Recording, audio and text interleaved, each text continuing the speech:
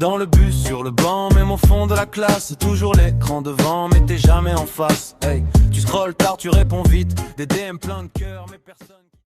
Salut, c'est Max, bienvenue dans le PDN On Tour, l'émission qui va à la rencontre des promeneurs du net du 63. Aujourd'hui, pour ce lancement de la série d'épisodes, nous accueillons Elisabeth Coursière, coordinatrice départementale des PDN 63 au sein de la Ligue de l'enseignement du Puy-de-Dôme. Bonjour Elisabeth. Salut Maxime. Ainsi que Laurent Fèvre, chargé de conseil et développement en action sociale à la CAF du Puy-de-Dôme, ainsi que référent enfants-jeunesse à la CAF. Bonjour Laurent. Bonjour Maxime.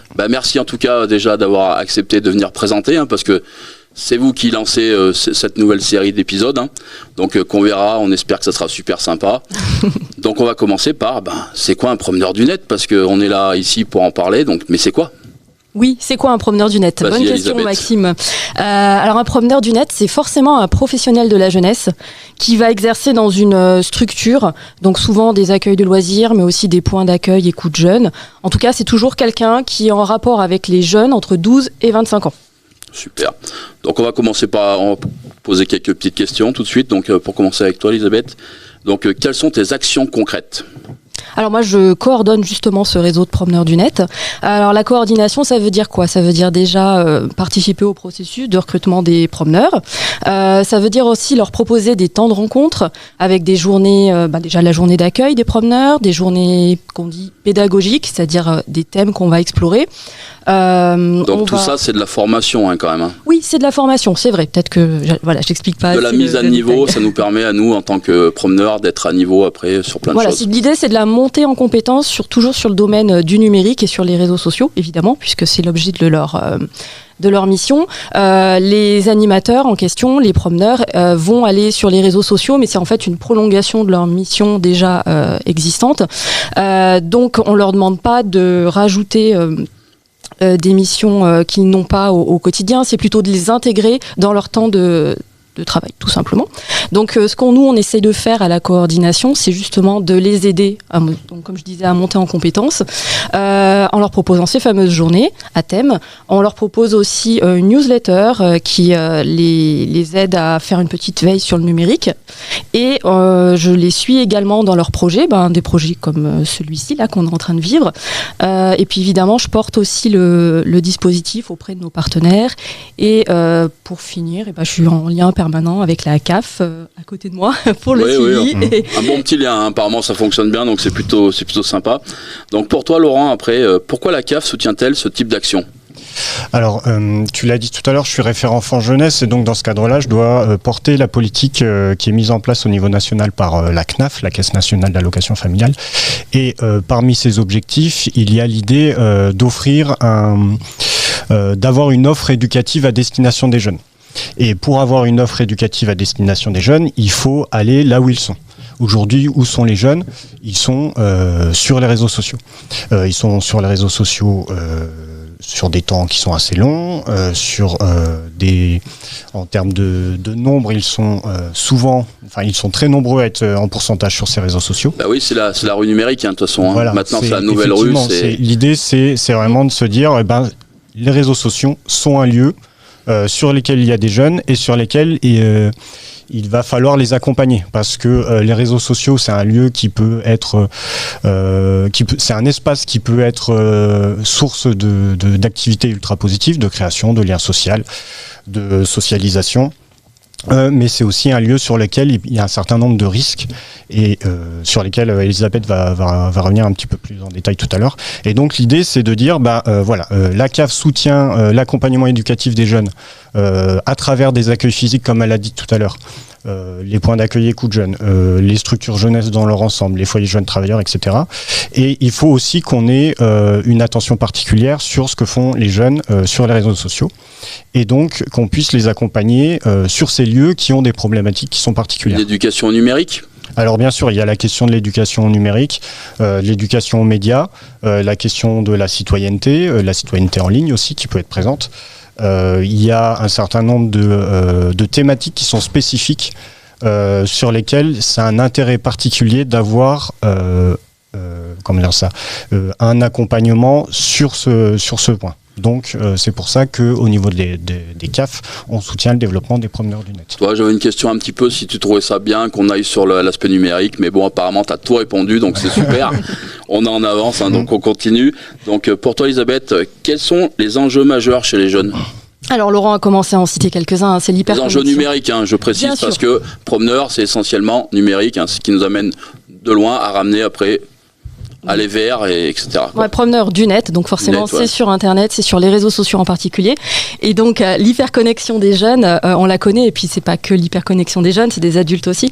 Donc on a tout intérêt à savoir comment fonctionnent ces réseaux sociaux et quels sont les risques auxquels nos jeunes sont exposés. Et on en connaît déjà quelques-uns, c'est de la violence, des contenus extrêmes, manipulatoires aussi. Donc on essaie d'expliquer aux promeneurs comment ça fonctionne, les algorithmes, les réseaux sociaux, et comment on s'enferme dans ces bulles de filtres, et comment les jeunes vivent les réseaux, souvent à travers de la désinformation, puisque c'est là-dessus qu'ils vont chercher les informations au quotidien. L'information qui est très très dure tout de suite, donc faites attention, les fake news, il y en a de partout. Essayez de bien toujours comparer, essayez de voir d'où ça vient. Les promeneurs sont là aussi pour vous montrer des petits tips au quotidien, pour vous expliquer comment être sûr qu'une information est bien la bonne. Donc je continue. Donc comment choisit-on et accompagne-t-on les promeneurs du net du 63, Elisabeth ? Alors, comment on les choisit ? Bien déjà, il y a un appel à candidature de la CAF qui a lieu une fois par an. Donc là, il y a un dossier à remplir. Et alors, la condition première, c'est effectivement d'être un professionnel de la jeunesse, comme je disais, un salarié d'une structure jeunesse.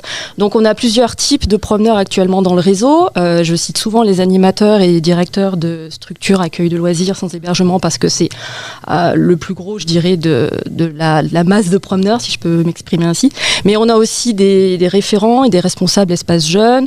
On a des agents de développement social, on a des assistantes sociales, des éducateurs spécialisés, des chargés de prévention, et on a même une psychologue aussi cette année dans le réseau.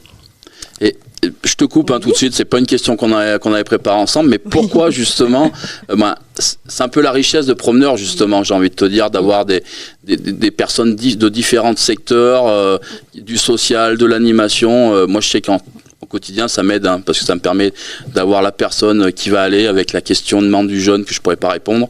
Donc c'est une richesse quand même. Ah bah évidemment, c'est pour ça d'ailleurs que c'est un réseau promeneur du net et qu'on peut s'appuyer dessus. Parce que vous savez que vous allez rencontrer d'autres personnes qui sont sur les mêmes missions que vous, mais qui n'ont pas le même parcours, les mêmes cursus, les mêmes expériences au quotidien, mais vous allez vous aider. Et c'est ce que je constate beaucoup dans les journées où vous pouvez vous rencontrer en fait. On est unis. Et oui. Et qu'apporte justement cette dynamique de réseau ? Et bien alors justement, c'est ces échanges-là que vous appréciez particulièrement lorsque vous êtes en présentiel. C'est la montée en compétence de chacun sur les réseaux sociaux d'une façon générale, le numérique également. C'est les journées qu'on vous propose qui sont spécifiques aux réseaux sociaux et que vous n'avez pas dans vos structures, puisqu'on ne s'occupe pas spécifiquement de vous former là-dessus. Et c'est donc cet appui que vous pouvez faire entre vous sur la question des réseaux. Donc super. Donc pour toi Laurent, comment la CAF travaille-t-elle concrètement avec la coordination ? Alors, de manière assez concrète, peut-être pour revenir un petit peu à la genèse du lancement des promeneurs du net au niveau départemental, je l'ai dit, c'est une déclinaison d'une politique nationale qui s'est appuyée sur des expériences qui se faisaient sur d'autres pays, notamment sur la Finlande, qui a développé un dispositif qui s'appelait Promeneurs du net. Et donc l'idée, au niveau de la CAF 63, ça a été de lancer un appel à candidature pour avoir une personne qui soit référente en termes de coordination sur les promeneurs du net, et pour laquelle dans cet appel à candidature, on a mis un certain nombre d'attendus. Alors en termes d'attendus, il y a bien sûr l'accompagnement individuel qui peut être proposé par Elisabeth aux promeneurs du net. Il y a la mise en place de temps de formation, il y a l'animation du réseau en tant que tel. Il y a un suivi régulier aussi de leur activité. Enfin voilà, il y a un certain nombre d'actions qui sont présentes. Et donc moi, ensuite, en tant que référent enfance jeunesse, je vais faire des suivis réguliers avec Elisabeth et avec les partenaires qui peuvent institutionnels, notamment, je pense à la MSA, au service départemental à l'engagement, à la jeunesse et au sport, qu'on appelle le SDEJ. Voilà. Et on va travailler ensemble pour faire un suivi des actions qui ont été menées par Elisabeth au cours des derniers mois. Réfléchir ensemble à ce qu'on peut proposer aux promeneurs du net dans le cadre de leur activité. Et ces propositions, souvent, elles s'appuient sur, d'une part, les remontées de terrain des professionnels, d'autre part, d'Elisabeth elle-même. Ouais. Je te coupe, Laurent, parce que quand on parle de terrain, on peut dire que vous êtes des gens de terrain quand même. Hein.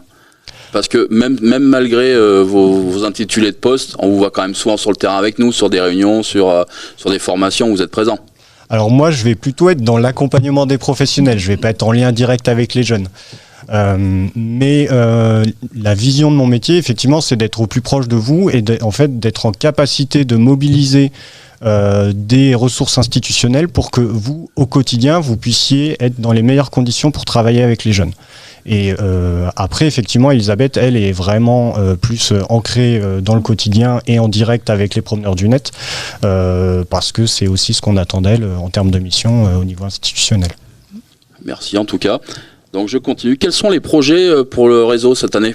Alors, Elisabeth. oui, cette année, on a eu pas mal de nouveaux promeneurs en 2025 suite à l'appel à candidature.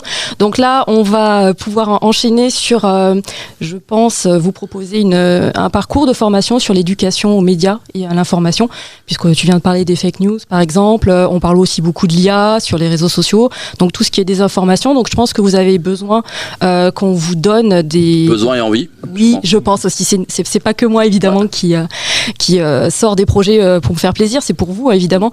Donc, on va parler beaucoup d'éducation aux médias et à l'information, de tendances sur les réseaux sociaux, du fonctionnement des algorithmes aussi, vous m'avez demandé. Et on va aussi parler de santé par rapport aux écrans. Puisque là, on parle aussi beaucoup de les écrans rendent-ils violents. On commence à avoir un peu plus de recul aussi sur toutes les analyses. Voilà. C'est vrai que c'était quelque chose de plutôt récent et on a plus d'analyses et on arrive plus à savoir ce que ça donne maintenant, quoi. Voilà, donc une approche un peu généraliste et puis parfois plus spécialisée dans certains domaines pour que vous ayez un point un peu plus expert sur les tendances des réseaux sociaux et leur fonctionnement, en gros. Ça paraît pas mal. Hein. Ouais. C'est plaisant. Donc pour toi, Laurent, comment voyez-vous l'évolution de ce dispositif ? Alors, l'évolution du dispositif, il y a deux éléments. Pour moi, il y a d'une part les promeneurs du net en eux-mêmes, et en deuxième, il y a la question de la coordination et du réseau promeneurs du net. Sur les promeneurs du net, on a un petit objectif qui est d'augmenter le nombre de promeneurs du net. C'est ce qu'on disait tout à l'heure. On va relancer un appel à candidature cette année pour avoir de nouveaux membres. On a un nombre de promeneurs du net sur le Puy-de-Dôme Environ 63. Ah, c'est déjà pas... C'est drôle, 63 pour le Puy-de-Dôme. On attendait que ça, oui. Et l'objectif, c'est... Par rapport aussi au temps de travail disponible pour Elisabeth, c'est d'en avoir à peu près 70. Alors l'idée, c'est aussi d'en avoir 70 actifs. Parce que on sait que les métiers de l'animation, du travail avec les jeunes, les ados de manière générale, c'est des métiers où il y a un certain turnover. Et donc là, on essaye d'avoir un suivi très régulier des membres actifs du réseau. Mais donc en termes d'évolution, donc voilà, l'idée c'est d'arriver peut-être à 70 cette année et d'avoir un réseau qui soit très vivant, qu'on arrive aussi à ce que, et c'est là où je fais le lien avec le réseau, que les promeneurs du net eux-mêmes soient moteurs, soient force de proposition pour que le réseau et Elisabeth puissent leur proposer des actions, des formations qui correspondent vraiment à leurs besoins. Et donc l'idée, c'est vraiment qu'ils puissent s'approprier ce réseau et qu'ils puissent se l'approprier pour ensuite au quotidien être plus efficaces entre guillemets dans le travail qu'ils vont mener avec les jeunes sur les réseaux sociaux. Et de manière générale, le promeneur du net, c'est un dispositif qui se veut évolutif et adaptatif. Donc demain, si les pratiques, les usages des réseaux sociaux, du numérique de manière générale évoluent chez les jeunes, on va essayer de s'adapter à ça et proposer aux animateurs, aux promeneurs du net, des soutiens pour qu'ils puissent accompagner ces nouveaux usages. C'est super. Tout à fait. Ouais, j'aime bien quand ça se passe comme ça. Hein. Donc, pour rappel, nous, avec l'équipe de la RPJ, on aura la chance justement d'animer ce PDN on Tour. Hein. Donc, merci à Marilyn, Maïlan, Lucas et Mélina qui vont faire un travail incroyable pendant toute cette semaine. Donc, un petit big up pour vous. Donc, message final. Quel message voudriez-vous donner aux professionnels qui souhaitent rejoindre ce super réseau ? Allez, je commence. Alors moi, là j'avais pas mis d'identité, hein, donc c'est parce que tous les deux, je pense que vous avez tous un petit truc à dire. Et ben moi, j'espère que ces épisodes vous convaincront de nous rejoindre, que vous n'êtes pas obligé d'être un spécialiste du numérique et déjà des questions des réseaux sociaux, qu'on vous formera, qu'on vous accompagnera et que vous intégrerez un réseau donc dynamique qui est toujours bien présent dans le 63. Et merci à Chamalières et à l'équipe qui est en face de moi pour avoir porté ce projet, puisque c'est comme ça qu'on fait vivre le réseau et c'est chouette. Merci. Laurent? C'est à peu près le même message. N'hésitez pas à venir nous voir parce que le réseau des promeneurs du net, justement, ça peut être un appui pour vous dans votre quotidien. Il peut vous être utile et je suis sûr que vous pouvez aussi être utile à vos pairs et au réseau de manière générale. Et je rejoins Elisabeth pour vous remercier pour l'organisation de ce temps qui nous permet de faire la promotion du dispositif. Merci à vous deux en tout cas, hein. Merci d'avoir pris du temps pour venir expliquer. Donc oublie pas, connecte-toi parce que bientôt il y a plein de vidéos qui arrivent, tu auras de l'info, il y aura les promeneurs d'à côté de chez toi, parce que les promeneurs, tu verras, il y en a partout en fin de compte. Donc on ne veut que du bien, donc c'était Max, je te dis à bientôt et connecte-toi. Ciao. Ça part en vrille, tu sais plus vers qui aller. T'as le monde dans la main mais personne n'a appelé. Promeneur du net, on est là dans ton écran.